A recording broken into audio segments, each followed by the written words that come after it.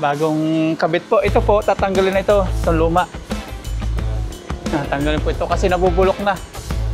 Nakwinta po natin, lugi po tayo.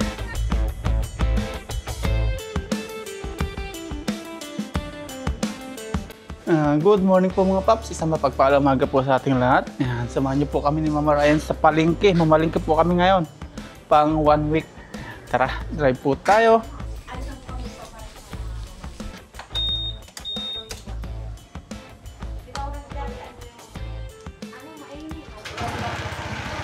Bago po tayo umalis at sa mga nagtatanong po kung ano pa yung ginagamit kong sa pang-vlog o yung sa paggawa po natin ng mga video. Yung gamit po nating camera is yung DJI Osmo Action 5 Pro. Yan po yung gamit natin. Tapos yung ating mic is ito po. Yan. DJI Mini. Yan. Mic Mini po. At ginagawa ko po dito, nilalagay ko po dito sa ating helmet. Yan. Para narinig po yung aking boses kapag kahit nagdadrive tayo, kahit umulan. Yan. Gumawa po ako dito.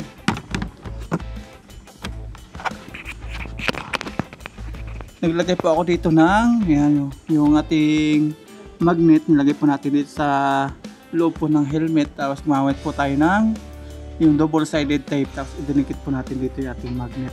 Tapos yan, para idikit po natin dito. Yan, nasa loob na po yung ating mic. Yan po yung sekreto.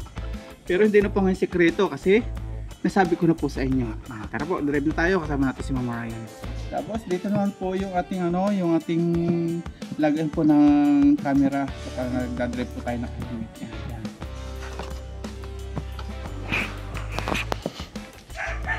Yan, ngayon, andito po yung ating mic sa loob. Yan, kaya rinig niyo po yung boses ko ngayon. Kahit po umuulan, taklob lang po natin ating windshield. Yan, rinig niyo pa rin ako kahit ano po tayo ng ulan. Tama-tamaan. Drive na po tayo. Pero bubukas po natin kasi mainit. Punta po tayo ng bayan. Angkas po natin si Mama Ryan, iwan si Aya.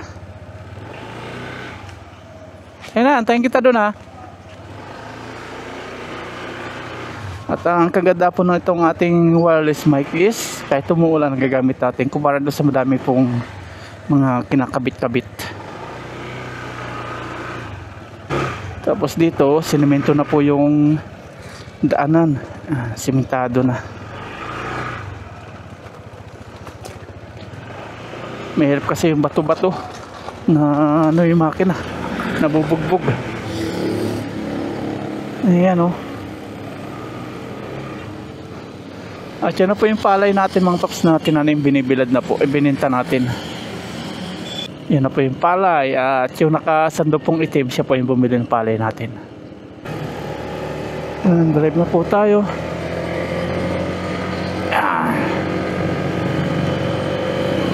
Punta po tayo ng bayan, Palengke Day. Araw po ng Sabado at may bagyo po ngayon, signal number 1 na. Kaya medyo makulimlim.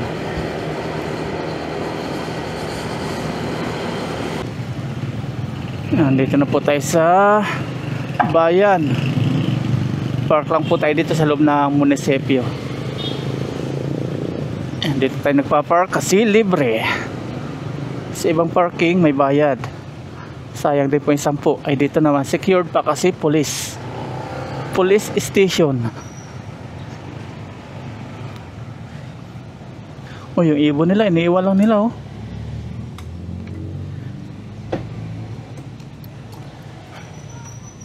Mga NMAX, pag mga NMAX motor ng mga pulis karamihan. Ba't kaya gusto ng mga pulis NMAX no? Yan, nakapag-park na po tayo doon. Sila park na natin at mga balikin na po tayo. Ayun o, hindi tayo nagkamali. Yung NMAX nga is sa pulis. Bibili ka sa isdahan? Hindi. Wala, ikaw? Bibili. Nakita ako ng tayo. Ng galunggong. Tayo. Tawid po tayo. Mainit po yung panahon pero signal number 1 na po dito sa Pangasinan.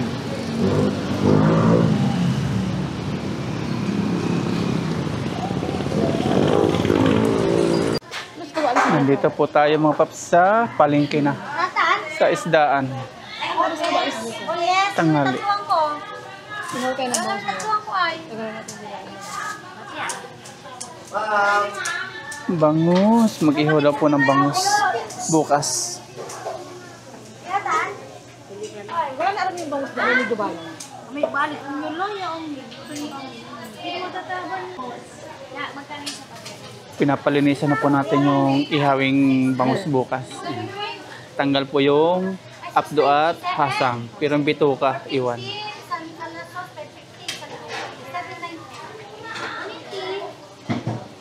Magkano yan? Ayan na ka. 200. 270 ang tawad, 70. Wala na magtitinda ng ano, wala na magtitinda. Nagpagod lang po ano.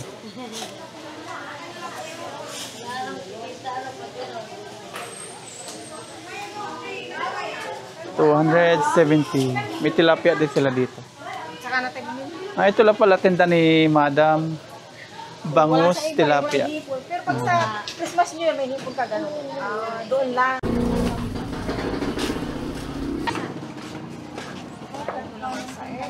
Bili naman po tayo ng etlog. Tig na 9 pesos. Iba-ibang size po yan. Iba-iba din price. Punta ka na pala din habang nahihilak magpapapalit. Ayun nga pala. Butin alala ni Mama Ryan. Dito na lang ako pa rin. Palit tayo ng battery ng relo. Yan tayo. Sir, po, natin. Balit pong battery ng relo. Ito mga paps yung relo natin. Wala na pong baterya. Ito po siya. Opo, battery. Wala pa siya dito kasi. Wala po. Wala. Ipatingin po muna ako dyan. Wala daw pala. Tingin po tayo dito. Tingin pa tayo. Doon malayo pa. Mamaya na lang. Ito lang po ate. May iba pa po ditong palitan ng battery ng relo. Dito muna tayo sa kay Mama Ryan. Nakabili na po siya ng itlog. 140 lang yan. 144 yung itlog ni Mama Ryan. Tigna 9 pesos. Good morning po. Dito na po tayo sa baboy, pork. May tinda din po sila ang baka.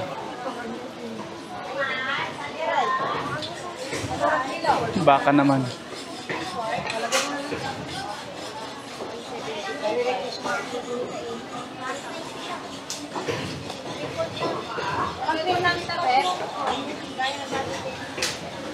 May taba na pipili na lang ako dito. Parang wala natin ngayon, no? Nakapusan na agad. Hinihiwa na po ni Kuya pang creamy beef mushroom daw. Maninipis. Baka po siya. Tapos may baboy na rin pong na-order din si Mama Ryan. Dito naman yung baka kay Kuya. Pili ka pa dyan yung pangsaw.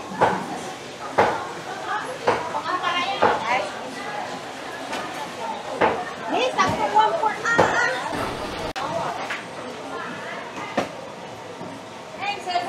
Wala si Kuya ang isa ngayon ha. Gagaling na. 760 kuya. Wala, 760 na una. 760. Ang dami ng customer sila. Wala pa. Habang kayong bumibili, maraming bumibili din. Habang na kayong malis, dito lang kami. Ibig sabihin, lucky charm pala kami, no? Hindi na wala eh. Wala dito eh. Mamaya pala, ikot kami, bili ulit. Ayan, nabalot na ni Kuya yung beef. Bayad na yan, ano? Okay. Thank you po. Next week ulit.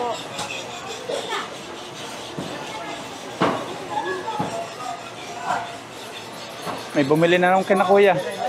Thank you po, thank you.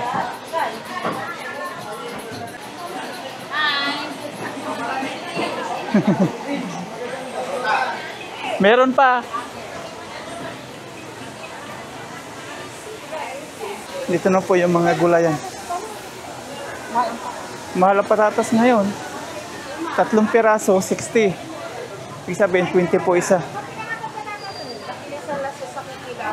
Kapag wala ba? Mahal ngayon ano? 100 kilo. 120 sa. Bili ka natin? 1 kilo ba? Huwag ka na lang 70. Sayote. Gulay naman po tayo. Ampalaya.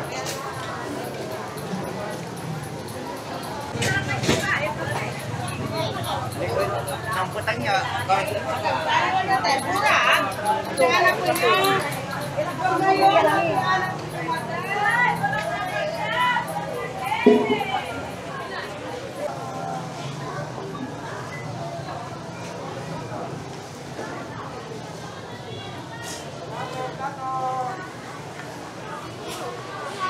Yan, dito naman tayo sa palitan po ng battery ng relo. Kapalitan po natin ng baterya.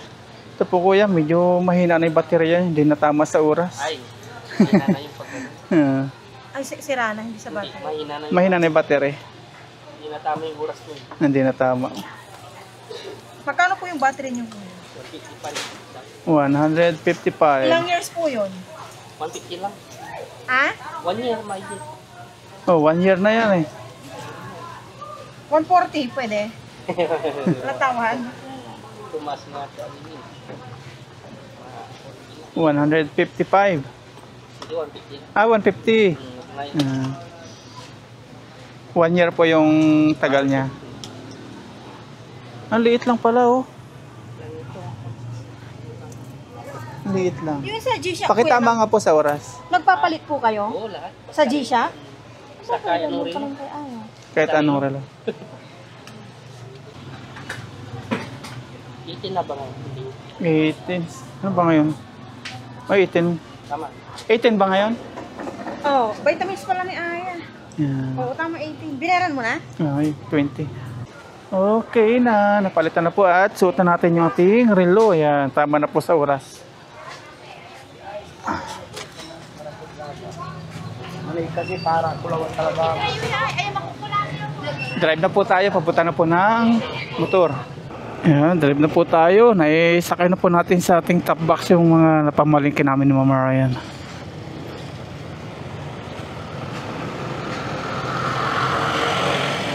Punta na po tayo sa bahay.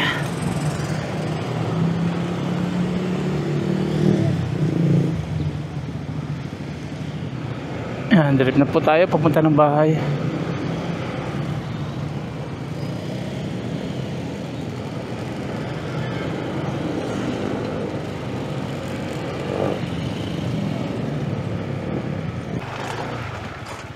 Nandito na po tayo sa bahay.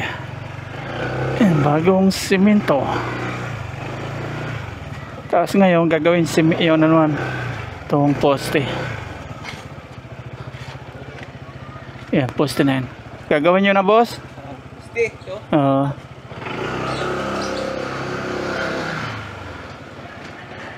Drive na tayo dito sa bahay na. Dito na po tayo sa bahay. Iniwan ko na dun. Pinadala na lang ito. Ang dami pasalubong.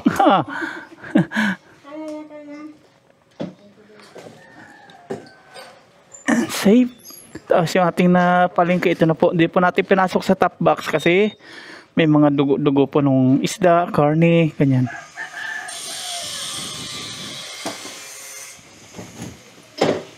Tanggalin na po natin yung ating mga abubot.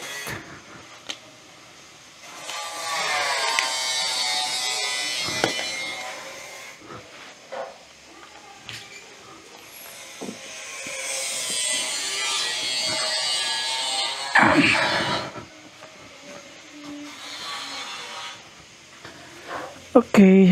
Nandito na po tayo sa bahay mga paps at lilinisan natin ngayon yung may mga dugo-dugo, yung mga karne, mga isda. Ayan. Ito po yung mga pinamalingkin natin.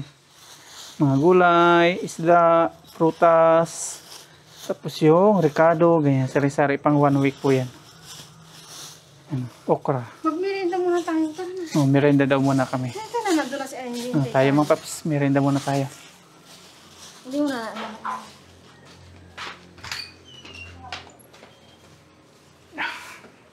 Yan, kain po tayo ng siumay. Yan, kain po tayo.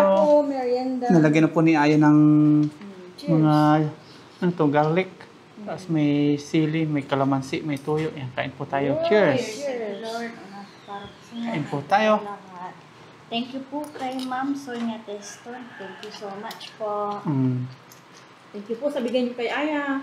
Ma'am, ingat ka dyan lagi. Kasi yung sabi ni Ma'am Sonia, yan, ayan, nagpadala ko kay Papa mo ng dollars para mabili mo lahat ng mga needs mo na kailangan mo. Yun ang sabi niya.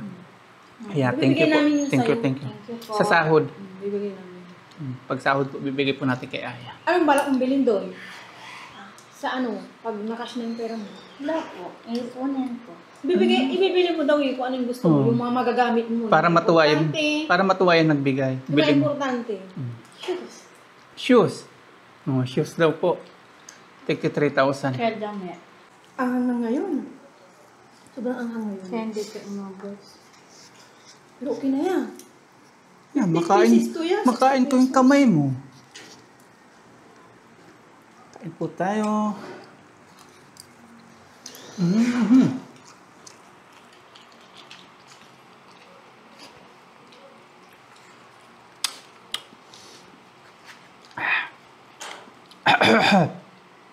Bawal kay Mama Manghang, huwag pakainin. May bagyo ngayon pero mainit. Sobrang init sa palengke. Yan, nakapagmerenda na po tayo mga paps. At ngayon, linisan na po natin yung mga pinamalingki po natin. Yan. Yung bangus, yung beef, yung pork, tapos yung pork din, napalawak po sa gulay. Pang-stock po natin to. Ito po ilulutuin natin ngayon, yung creamy beef mushroom. Yan. Tapos dito may rambutan. Yan, tikman po natin kung matapis ka. Bibilin sana namin is 1 kilo, kaya lang nung tinanong namin kung ano siya, yung makapuno, hindi daw makapuno. Hindi po nasama yung kanyang laman. Naiiwan sa boto. Tikman po natin. Oo nga. Hindi nga makapuno.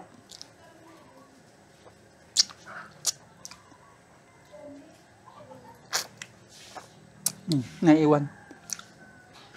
Unahin po natin si pork nating tanggalan na ang mga dugo-dugo. Yan. Ito po mga plastic ating hinuhugasan bago po natin itapon. Tapos pinapatuyo natin para hindi po tayo lang ngawin. Yan yung po ginagawa natin. Bago natin itapon, patuluin. Pag wala na po yung tubig-tubig sa plastic at na pong itatapon. Para di po lang ngawin. At ito naman ating pork, ganun din. Tanggalin po natin yung mga dugo-dugo bago po natin ilagay sa freezer. Pang sabaw. Pang adobo. Ito rin. Yung ano namin, 2,000 ubos. Ganito lang po yun. Magastos po dito sa Pilipinas. Mahal ang bilihin.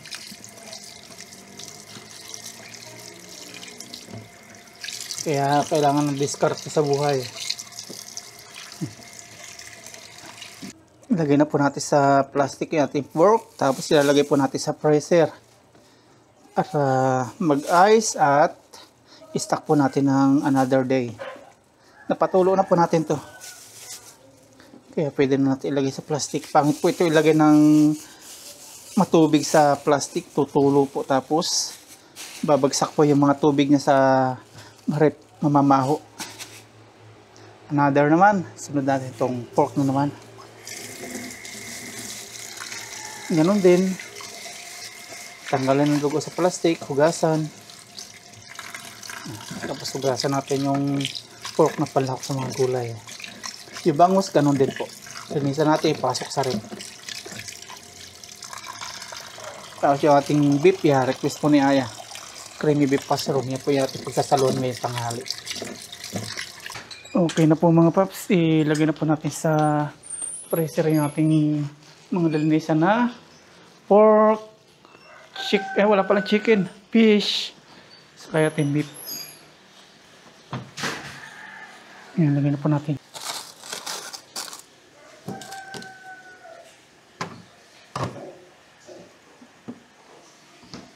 Mag-start na po tayo magluto ng ating pananghalian mga paps. At kanina nabanggit ko po na creamy beef mushroom yung lulutuin natin. Hindi na po yun. Ang gagawin po natin is yung adobong chicken. Ayan na po yung chicken. Hugasan na po natin. Tapos dito, maghiwa na po tayo ng mga ricado, yung ating sibuyas, luya, bawang. Nakaready na rin po yung ating patatas. Yan, hiwain na po natin. Sa Monday na lang daw yung creamy beef mushroom. Bukas ihaw naman ng bangus.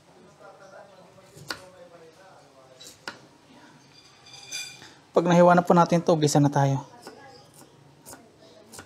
Gigisa muna natin bago natin adobuhin. Para masarap. Start po tayo magluto mga paps. Magigisa muna tayo. Nahiwa na natin mga ricado. Lagay po tayo ng mantika. Okay. Gisa time. Unahin natin si luya. Halo-halo.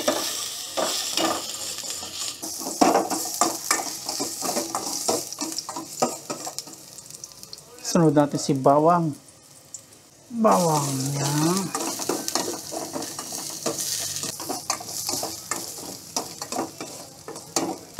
Isunod po natin si sibuyas. Sibuyas. Bango.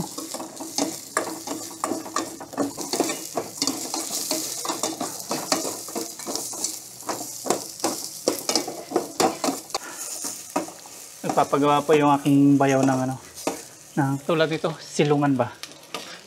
Okay na rin po. Nagawa na. Mahal po yung paggawa ngayon. Kontrata nila 15,000, 15,500. Ngayon naman, tapusan nila to yung haligi naman doon na pinagkakabitan po namin ng mga wire. Yung wire po ng converge, wire po ng kuryente namin. Yan, gisa na po natin si chicken. Okay. Kuha po tayo ng patis. Lagyan natin dito. Lagyan po natin ng patis mga paps. Tapos sasangkot sa natin. Sangkot sa halo-halo. Halo-haloin natin, tatakpan natin, tapos pabayaan po natin yung lumabas po yung kanyang pates.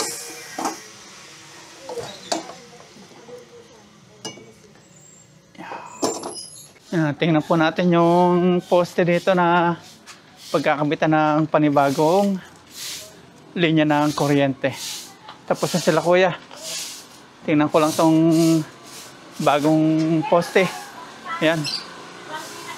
Bagong kabit po. Ito po, tatanggalin na ito. Itong luma. Tatanggalin po ito kasi nabubulok na.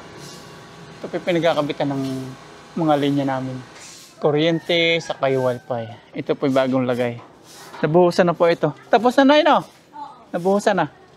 Tapos ito, tatanggalin, bubungkalin po yan. Para lumawag din po yung daan dito ng motor. Ayan, pantay na po dito sa may poste.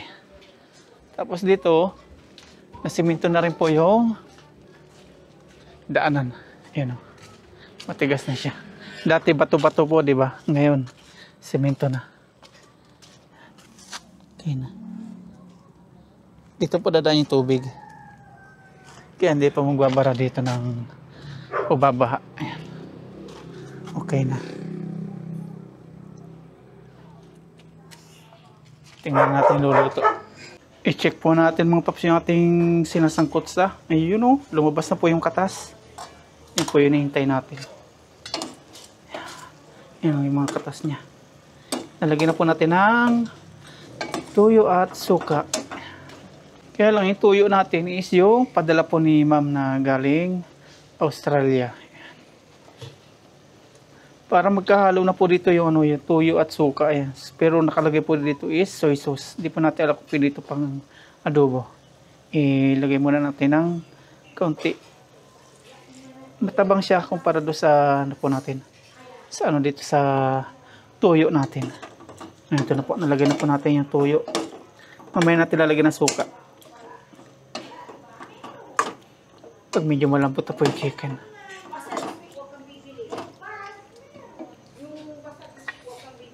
Lagyan po natin kaunting asin kasi may patis na at tuyo. Ayan, kaunti lang. Ito lang. Ayan, may ulit. Tapos paminta. Binuksan ko na po yung paminta para madaling ilagay. Lagyan na po natin.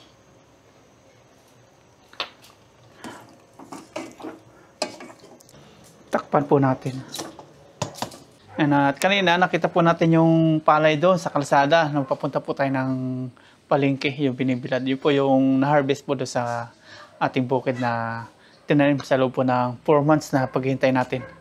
At nung bininta na po natin yung palay, hindi na po natin binilad para wala na po tayo asikasuhin. Kasi kung bibilad pa natin, asikasuhin pa natin. Tapos, basta, para wala na tayo asikasuhin, bininta na po natin ng direct pagka-harvest, bininta na po natin. Tapos nung nabinta na po natin, nakwinta po natin, lugi po tayo.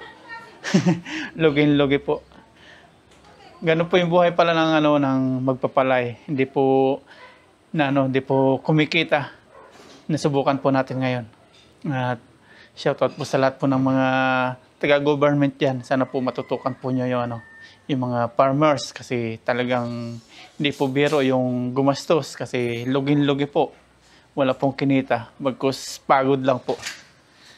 Kung pang sarili, okay lang po kasi po siya. Yung atin lang pong papakiskis, stock lang po natin. Pero kung ganun, pang negosyo, lugi po. Kaya wala pong pag-asang umasenso po yung mga farmers pag ganyan, pagpalay. Pero pag yung mga mga gulayan, siguro may every month na ma-harvest. Yan po, paghintay po natin 4 months. Kaso naging palay na wala po nangyari, wala pong kinita. Kaya ang gagawin po natin mga paps, din na po natin sa sunod tataniman kasi parang tayo nadala na pong gumasto sa bukid na wala na po tayong kikitain. Pero kung pang sarili, pwede po. Kaya lang, yun pa rin gastos din. At ang gagawin na lang po natin siguro, pabayaan lang po natin nakabuyang-yang. Pero kung may mga mag-renta, parenta na lang po natin. Dati, ang plano po natin, magpupustor tayo. Kaya lang, nung nalaman po natin parang wala po nangyayari sa ganyan, kasi ang tagal po 4 months po naghihintay, wala din mangyayari. Magpupuster po sana tayo, patay mga bukid para pusturan. Kung ganoon, mais, palay, wala po talaga, walang mangyayari, walang kita. Kaya maganda sana mga gulayan. Kaya lang, mahirap po dito yung ng gulayan. More on mais, saka palay lang po dito. Medyo malayo po dito yun, yung makukunan po natin ng mga ganong gulayan. Yun po yung sana yung target natin. Kaya lang, wala po tayong makita dito. Kumpara sa like Nueva Ecija, sa iba pang lugar na mga ganong gulayan. Ganun sana maganda. Tanim ng talong, ampalaya. Check natin mga paps yung ating adobong wala pang suka. Tuyo pa lang nilagay natin. Ayan kulo-kulo na po siya.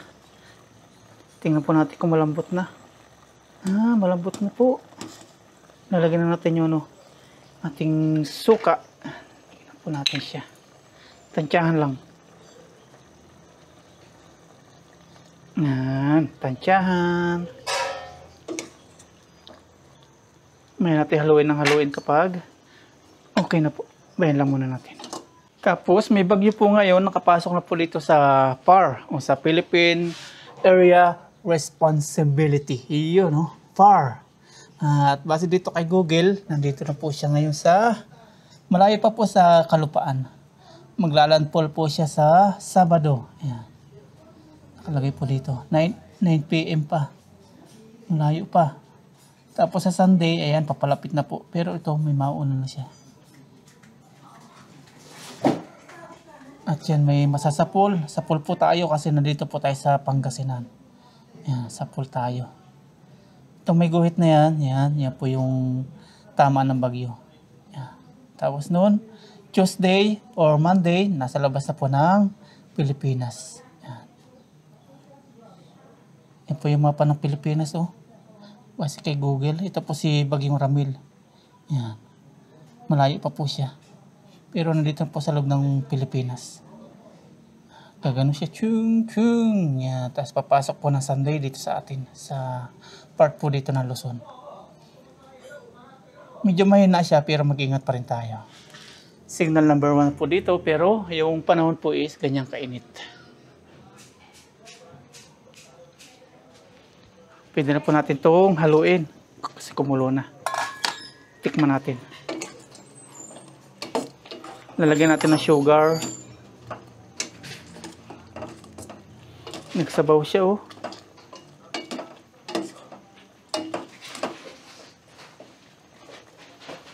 Tikman natin kung anong lasa.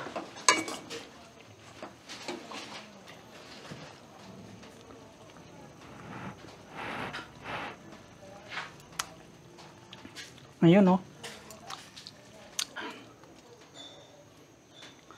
May sugar na po yan, may suka, may tuyo. Kaya adobo na po yan. Lagyan po natin ng takip. Ilagay na nga po natin si patatas. Yan, ilagay na natin. Halo-haloin.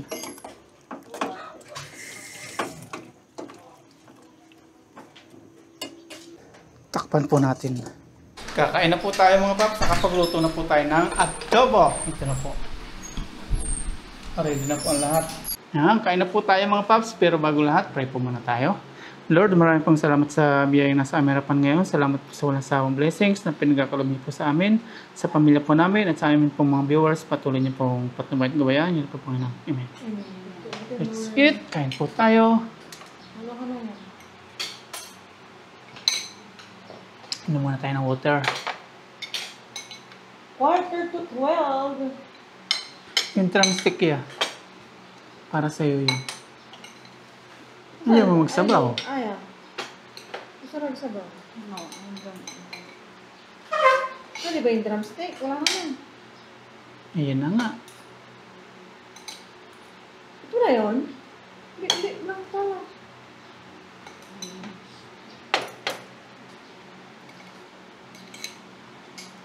Adobong chicken.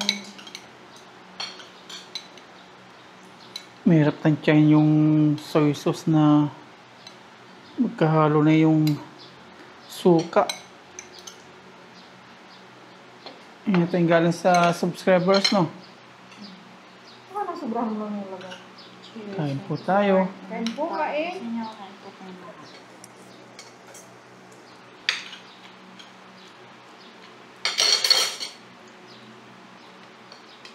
Pagsabaw mo kayo.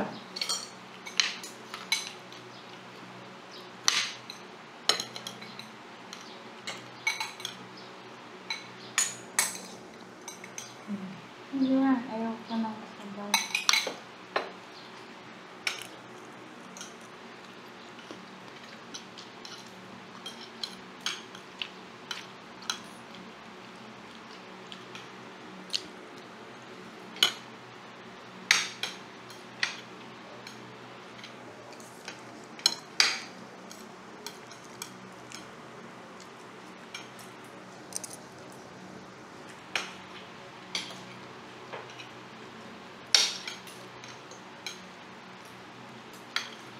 Kain na rin sila.